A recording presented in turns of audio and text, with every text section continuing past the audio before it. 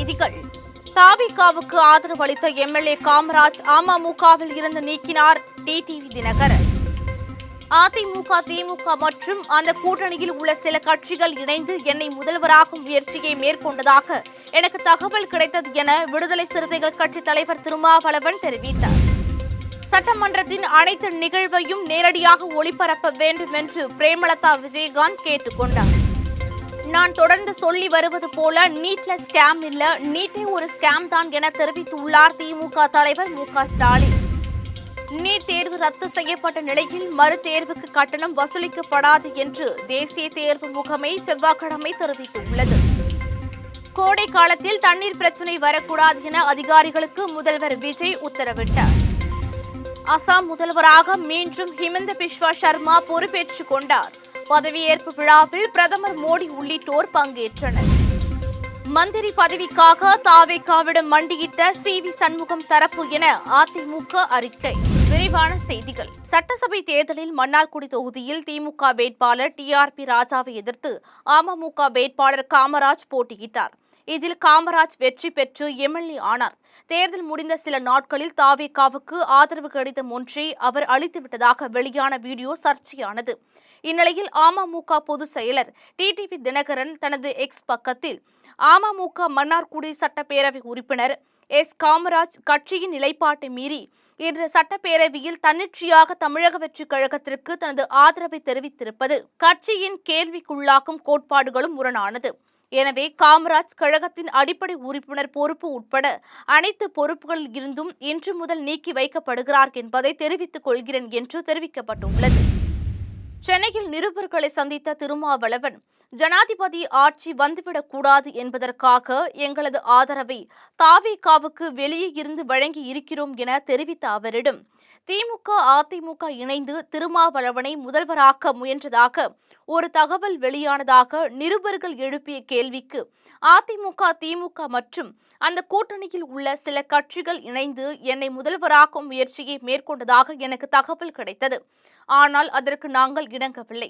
எங்களை சிலர் அணுகுகிறார்கள். ஆனால் நாங்கள் அதற்கு உடன்படவில்லை என திருமாவளவன் கூறினார். தமிழ்நாடு சட்டசபையில் 2ஆம் நாள் அமர்வு இன்று கூடியது. சட்டசபையில் சபாநாயகராக ஜே.சி.டி. பிரபாகர் பதவியேற்றுக் கொண்டார். துணை சபாநாயகராக ரவிசங்கர் தேர்வு செய்யப்பட்டார். புதிதாக தேர்வு செய்யப்பட்ட சபாநாயகருக்கு எம்எல்ஏக்கள் வாழ்த்து தெரிவித்தனர். அப்போது பேசிய தேமுதிக பொதுச் செயலாளர் பிரேமலதா விஜயகாந்த், ஆணாக இருந்தாலும் இந்த சபைக்கு அன்னையாக இருந்து அனைவருக்கும் சபாநாயகர் சமமாக வாய்ப்பு வழங்க வேண்டும் என்றும், இன்றைய முதல்வர் அன்பு தம்பி விஜய் அவர்களுக்கு திரையுலகில் அண்ணனாக இருந்த கேப்டன் விஜயகாந்த் அவர்கள் இதே அவையில் எதிர்க்கட்சி தலைவராக செயல்பட்ட போது கூறியது போல் சட்டமன்றத்தின் அனைத்து நிகழ்வையும் நேரடியாக ஒளிபரப்ப வேண்டும் என்று பிரேமலதா கேட்டுக் கொண்டார். திமுக தலைவர் மு.க. ஸ்டாலின் எக்ஸ் தளத்தில் பதிவிட்டுள்ளதாவது, இந்த ஆண்டும் நீட் பேப்பர் லீக் முறைகேடுகள் வெளிவந்து எக்ஸாம் கேன்சல் ஆகியிருக்கு. லட்சக்கணக்கான மாணவர்கள் மன உளைச்சலுக்கு ஆளாகியிருக்காங்க. ஒரு தேர்வின் ஒவ்வொரு படிநிலையிலும் மோசடி நிறைந்ததாகவே நீட் இருக்கு. நான் தொடர்ந்து சொல்லி வருவது போல நீட்ல ஸ்கேம் இல்ல, நீட்டே ஒரு ஸ்கேம் தான். மீண்டும் நீட் தேர்வு நடத்தினா ஏற்படும் டிலே மாணவர்களின் உயர்கல்வி கனவில் குழப்பங்களை தான் ஏற்படுத்தும். அதனால பழையபடி +2 தேர்வு மதிப்பெண்களின் அடிப்படையிலேயே எம்பிபிஎஸ் இடங்கள் ஒதுக்கப்படணும். தமிழ்நாட்டில் புதிதாக அமைந்திருக்கும் அரசும் நீட் தேர்வுக்கு எதிரான தனது உறுதியான நிலைப்பாட்டை அறிவிக்கணும் என பதிவிட்டுள்ளார். கடந்த மே 3ஆம் தேதி நடைபெற்ற நீட் நுழைவுத் தேர்வின் வினாத்தாள் ஏற்கனவே ராஜஸ்தானில் கசிந்ததாக குற்றச்சாட்டுகள் எழுந்தன.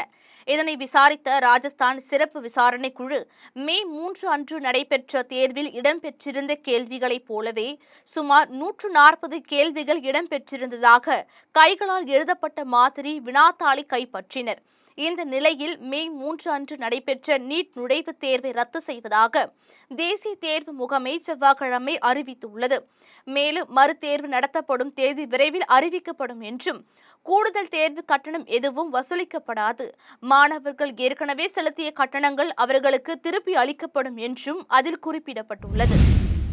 சென்னை தலைமை செயலகத்தில் இன்று முதல்வர் விஜய் தலைமையில் நகராட்சி நிர்வாகம் மற்றும் குடிநீர் வழங்கல் துறை, ஊரக வளர்ச்சி மற்றும் ஊராட்சித்துறை ஆகிய துறைகளின் செயல்பாடுகள் குறித்தும், கோடை காலத்தில் தடையின்றி குடிநீர் விநியோகம் தொடர்பாகவும் ஆய்வுக் கூட்டம் நடைபெற்றது. அப்போது முதல்வர் விஜய் அவர்கள் சென்னை மாநகராட்சி உள்ளிட்ட அனைத்து மாவட்டங்களிலும் குடிநீர் வழங்கலில் உள்ள இடர்பாடுகளை போர்க்கால அடிப்படையில் களைந்து லாரிகளின் மூலமாகவும் புதிய ஆழ்துளை கிணறுகள் அமைத்தும் மாற்று ஏற்பாடுகள் செய்தும் சீரான குடிநீர் விநியோகம் செய்திட உடனடி நடவடிக்கை எடுக்க வேண்டும் என்றும் அனைத்து மாவட்ட கலெக்டர்களும் திங்கட்கிழமை தோறும் குடிநீர் விநியோகத்தை ஆய்வு செய்து தொடர் கண்காணிப்பு பணிகளை மேற்கொள்ள வேண்டும் எனவும் உத்தரவிட்டுள்ளார். வடகிழக்கு மாநிலமான அசாமில் உள்ள 126 தொகுதிகளுக்கும் கடந்த மாதம் 9ஆம் தேதி சட்டசபை தேர்தல் நடந்தது. இதன் முடிவுகள் கடந்த 4ஆம் தேதி வெளியானது. இதில் பாஜக 82 இடங்களில் வெற்றி பெற்றது. ஆலோசனை கூட்டணி கட்சிகளான அசோம் கன பரிஷத் மற்றும் போடோலாந்து மக்கள் முன்னணி ஆகியவை தலா 10 இடங்களில் வென்றன. இதையடுத்து 102 இடங்களை தேசிய ஜனநாயக கூட்டணி கைப்பற்றியது.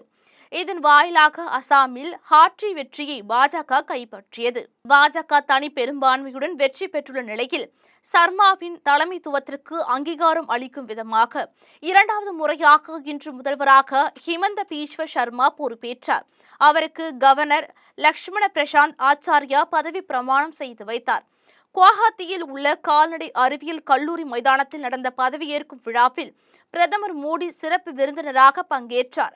இவருடன் மத்திய உள்துறை அமைச்சர் அமித்ஷா, பாஜக தேசிய தலைவர் நிதின் நபீன், தேசிய ஜனநாயக கூட்டணி ஆளும் முதல்வர்கள், துணை முதல்வர்கள் உட்பட முக்கிய பிரமுகர்கள் பங்கேற்றனர். சென்னையில் இன்று செய்தியாளர்களை சந்தித்த முன்னாள் அமைச்சர்கள் சி.வி. சண்முகம், எஸ்.பி. வேலுமணி, விஜயபாஸ்கர் உள்ளிட்டோர் தமிழக முதல்வராக விஜய் வர வேண்டும் என்று மக்கள் வாக்களித்திருக்கிறார்கள். அந்த தீர்ப்பை அதிமுக தலைவணங்கி வரவேற்கிறது. விஜய் தலைமையிலான தமிழக வெற்றி கழகத்திற்கு ஆதரவு அளிக்கலாம் என்று அதிமுக சட்டமன்ற உறுப்பினர்கள் கூட்டத்தில் முடிவெடுக்கப்பட்டுள்ளது என தெரிவித்தார். தாவிகாவுக்கு ஆதரவு தெரிவித்திருக்கும் முன்னாள் அமைச்சர் சி.வி. சண்முகம் தரப்புக்கு எதிராக அதிமுக சமூக ஊடக பக்கத்தில் காட்டமான அறிக்கை வெளியிடப்பட்டுள்ளது. அதில் அதிமுக பொதுச் செயலாளர் எடப்பாடி பழனிசாமி தான் இந்த இயக்கத்தை கட்டி காத்தவர். அவர் போட்ட பிச்சையில் வெற்றியை பெற்றுவிட்டு மந்திரி பதவிக்காக தாவிகாவிடம் மண்டியிட்டு சி.வி. சண்முகம் என காட்டமாக அறிக்கை விடுத்துள்ளது.